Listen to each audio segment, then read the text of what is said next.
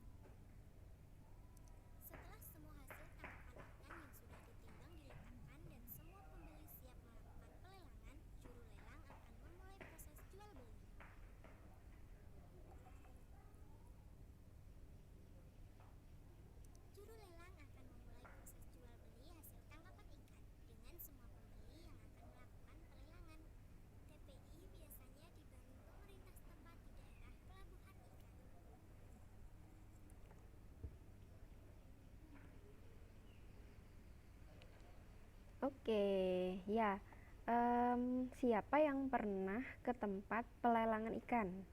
Nah, ada yang pernah ke tempat pelelangan ikan? Melihat bagaimana proses pelelangan ikan.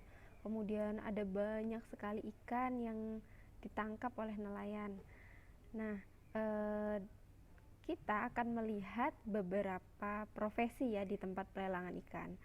Ada yang berprofesi kerjaannya sebagai nelayan, kemudian ada pedagang yang mereka akan mengambil atau membeli ikan dari nelayan gitu ya, ikan hasil tangkapan nelayan tersebut. Ada juga juru lelang, kemudian biasanya juga ada penyedia alat transportasi untuk mengangkut ikan. Nah, masing-masing profesi atau pekerjaan tersebut punya peran di dalam kegiatan pelelangan ikan. Misalkan yang pertama, nelayan perannya adalah tentunya menangkap ikan di laut ya. Nelayan itu perannya. Betul. Kemudian pedagang besar perannya untuk memasarkan ikan ke daerah lain. Pertama dia membeli, kemudian nanti akan dipasarkan ikannya ke daerah-daerah yang lainnya.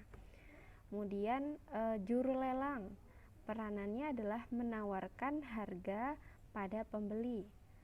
Dan yang terakhir adalah penyedia alat transportasi. Tentunya untuk apa? Untuk mengangkut ikan pastinya dari TPI, dari tempat pelelangan ikan tadi ke daerah lain. Nah, sekarang coba kita sama-sama menjawab kira-kira mana yang sesuai ya dari 4 pilihan di sini untuk kita cocokkan ke hak dan kewajiban masing-masing profesi tadi. Nah, masih ingat ya Ananda, apa itu hak dan apa itu kewajiban? Dan ini sudah kita pernah pelajari di semester sebelumnya. Nah, ini saya besarkan. Coba kita perhatikan yang nomor 1. Hak mendapatkan jasa dari pelelangan ikan. Kewajibannya memberikan informasi harga dengan tepat. kira-kira ini sesuai dengan yang mana? Profesi yang mana? Apakah nelayan? Nelayan kewajibannya kira-kira apa ya? Apakah memberikan informasi harga? Atau yang mana kira-kira? Nah, kalau kewajibannya adalah memberikan informasi harga ikan dengan tepat, berarti adalah kewajiban dari profesi juru lelang untuk memberikan informasi harga ikan dengan tepat, karena dia yang akan menawarkan harga kepada para pembeli. Jadi nomor 1 ini kita arahkan ke juru lelang. Coba ya kita arahkan ke sini. Oke, terus kita baca sekarang. Juru lelang, peranannya menawarkan harga pada pembeli. Kemudian haknya adalah mendapatkan jasa dari pelelangan ikan. Dia juga berhak mendapatkan jasa kan? Nanti dia akan dibayar gitu. Dia berhak. Kemudian kewajibannya apa? Dia memberikan informasi harga dengan tepat. Dia harus memberikan informasi yang tepat gitu. Karena nanti akan menawarkan pada pembeli. Jadi dia harus tahu dulu harganya berapa. Kemudian dia punya kewajiban untuk memberikan informasi harga. Oke, nomor 1 kita sudah cocokkan dengan tepat. Kemudian nomor 2 kira-kira haknya mendapatkan uang dari hasil penjualan ikan. Kira-kira ini siapa ya yang akan mendapatkan uang dari hasil penjualan ikan? Berarti adalah profesi yang menangkap ikan. Siapa? Betul, nelayan. Nah, kita arahkan ke sini.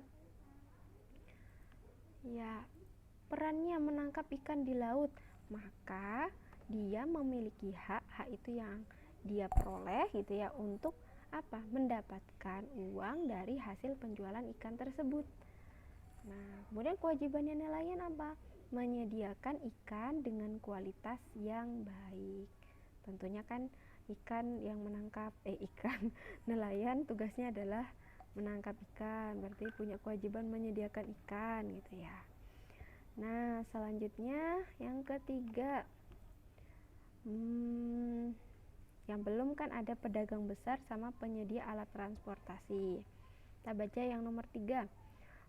Haknya mendapatkan keuntungan dari hasil penjualan. Nah, kira-kira siapa ini yang akan dapat keuntungan? Apakah pedagang atau penyedia alat transportasi?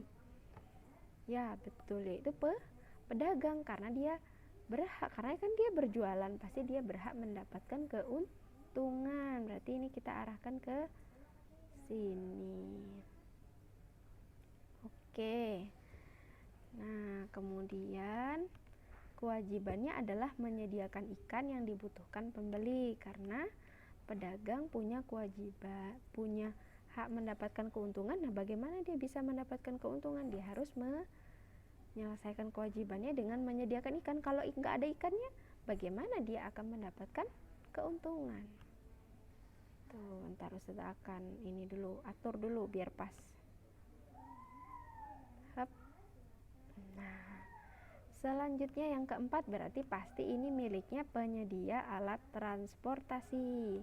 Peranannya mengangkut ikan dari TPI ke daerah lain. Haknya adalah mendapatkan jasa pengangkutan ikan. Kewajibannya mengangkut barang sampai dengan tujuan. Nih, sudah tampilkan lagi. Nah, kira-kira seperti ini. Oke, nah biasanya kalau kegiatan pelelangan ikan itu ada di mana ya kira-kira ya? Daerah mana? Apakah pelelangan ikan ada di daerah dataran tinggi atau di dataran rendah? Ya, mungkin ya kalau dataran tinggi itu adanya perkebunan, sayur mayur gitu ya. Nah, kita akan lanjutkan ke pelajaran IPS, yaitu kegiatan ekonomi masyarakat. Nah, kegiatan ekonomi masyarakat ini sangat dipengaruhi oleh di mana dia hidup. Apakah di wilayah kondisi yang dataran rendah atau di dataran tinggi. Dataran rendah itu adalah dataran yang luas dan rata yang terletak di ketinggian 0 sampai 200 meter di atas permukaan laut. Dan ini juga cocok gitu untuk bercocok tanam. Kemudian dataran ini karena relatif datar, dataran rendah, sehingga memudahkan masyarakat untuk beraktivitas. Bisa menanam padi, kemudian juga menangkap ikan yang berada di pesisir pantai gitu ya. Nah, contohnya seperti ini, kegiatan ekonomi masyarakat di dataran rendah, menanam padi, beternak, kegiatan industri, kemudian juga ketika dia di pesisir pantai ada yang berprofesi sebagai nelayan gitu. Nah, selanjutnya ini ya, di dekat pantai bisa kegiatan yang menangkap ikan, budidaya sumber daya laut, dan banyak sekali yang lainnya. Kemudian kalau dataran tinggi, nah dataran tinggi berarti dataran yang berada di ketinggian lebih dari 400 meter dari permukaan laut. Nah, biasanya ada di lereng gunung. Kemudian aktivitas ekonomi yang ada di sana lebih cocok untuk perkebunan dan peternakan. Nah, interaksi manusia di lingkungan dengan lingkungan di bidang ekonomi itu sangat dipengaruhi oleh beragamnya mata pencaharian masyarakat Indonesia.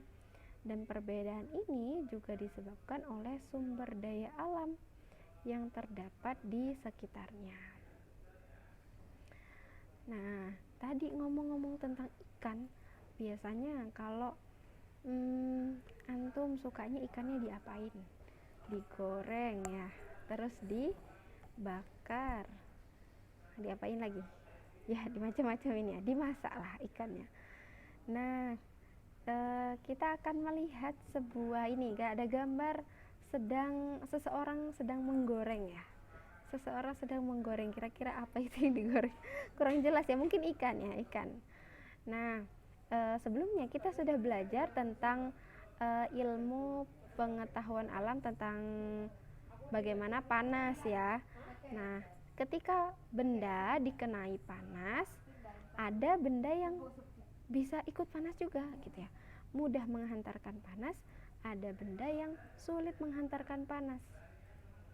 Nah, misalkan seperti ini, coba antum lihat, yang dipegang adalah kayunya. Kira-kira kayunya panas atau enggak? Kalau panas dia pasti enggak akan dipegang, ya kan? Tapi kalau antum pegang penggorengannya, wah panas, bisa melepuh tangannya.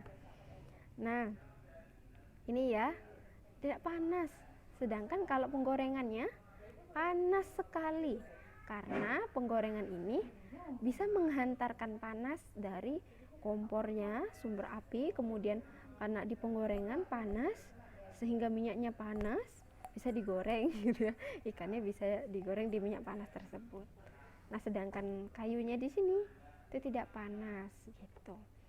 Nah, dari sini kita bisa lihat gitu ya, apa benda seperti kayu ini adalah termasuk benda yang disebut benda isolator.